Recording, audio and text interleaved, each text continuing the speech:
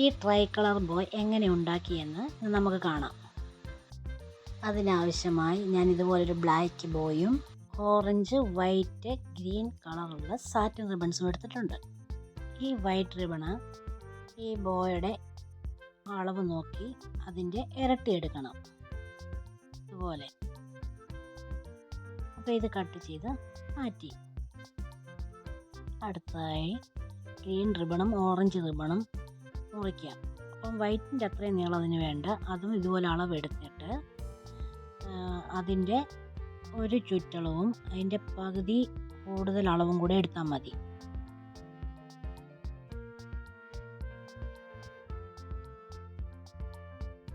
അപ്പോൾ ഇത് രണ്ടും നമ്മൾ മുറിച്ച് മാറ്റിയിട്ടുണ്ട്.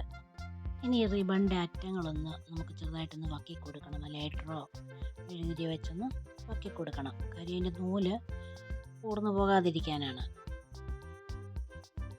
അപ്പോൾ അതും ചെയ്തെടുത്തിട്ടുണ്ട്. ഇനി ഈ ബോയിൽ ഗ്ലൂ തേച്ച് പിടിപ്പിച്ച് അതിലോട്ട് ഈ വൈറ്റ് റിബൺ നമുക്ക് ഒട്ടിച്ച് ഇതുപോലെ ഒന്ന് ചുറ്റി കൊടുക്കാം. ഞാൻ ഗ്ലൂ ഗണ്ണാണ് ഉപയോഗിച്ചിരിക്കുന്നത്. നിങ്ങൾക്ക് മറ്റു പശകൾ ഉപയോഗിക്കാവുന്നതാണ്.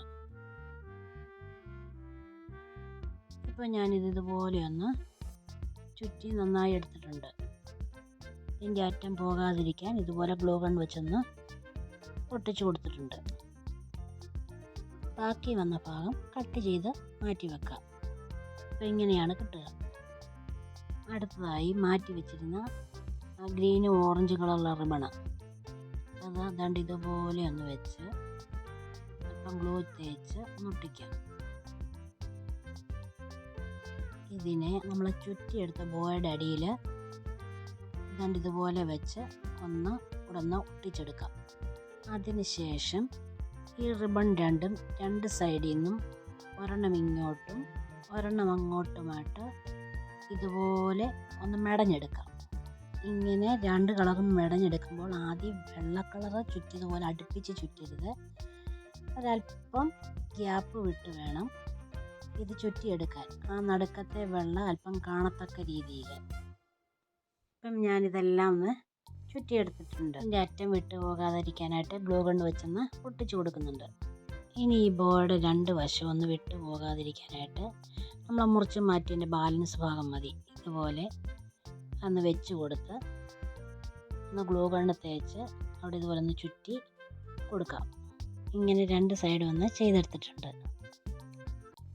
ഈ ബോയിൽ ചുറ്റി കൊടുത്തിരുന്നതിൻ്റെ ബാലൻസ് വന്ന റിബൺ ഉണ്ടായിരുന്നല്ലോ, ആ പീസ് വെച്ച് ചെറിയൊരു പൂടുണ്ടാക്കുന്നുണ്ട്. അതിനായിട്ട് ഈ ബാലൻസ് വന്ന റിബണെല്ലാം ഒന്നിച്ച് പിടിച്ച് അത് ഒരേ നീളത്തിൽ കട്ട് ചെയ്തെടുക്കാം. അതിനുശേഷം ഈ പീസുകൾ രണ്ട് ഇതുപോലെ ഒന്ന് മടക്കി അങ്ങോട്ടും ഇങ്ങോട്ടും തിരിച്ച് മടക്കി നടുക്കിരുന്നെന്ന് വരുന്ന രീതിയിൽ മടക്കി ഇതുപോലെ ഒരു സൂചി നൂല് ഉപയോഗിച്ച് ഇതുപോലെ കൂട്ടിയൊന്ന് തയ്ച്ച് കൊടുക്കാം. ഇതിൻ്റെ മുകളിൽ 2-3 ഗോൾഡൻ ബീഡ്സ് കൂടെ ഞാൻ തയ്ച്ച് വെച്ച് കൊടുക്കുന്നുണ്ട്.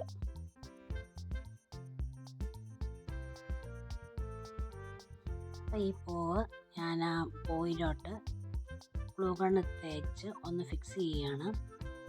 അപ്പം കൊച്ചുകുട്ടികളുടെയൊക്കെ തലയിലൊക്കെ വെക്കുമ്പോഴേ ഇത് ഇളകി പോകാതിരിക്കാൻ ഞാൻ സൂചിയും നൂലും കൂടെ വെച്ചൊന്ന് തയ്ച്ചോടൊന്ന് ഫിക്സ് ചെയ്ത് വെക്കുന്നുണ്ട്.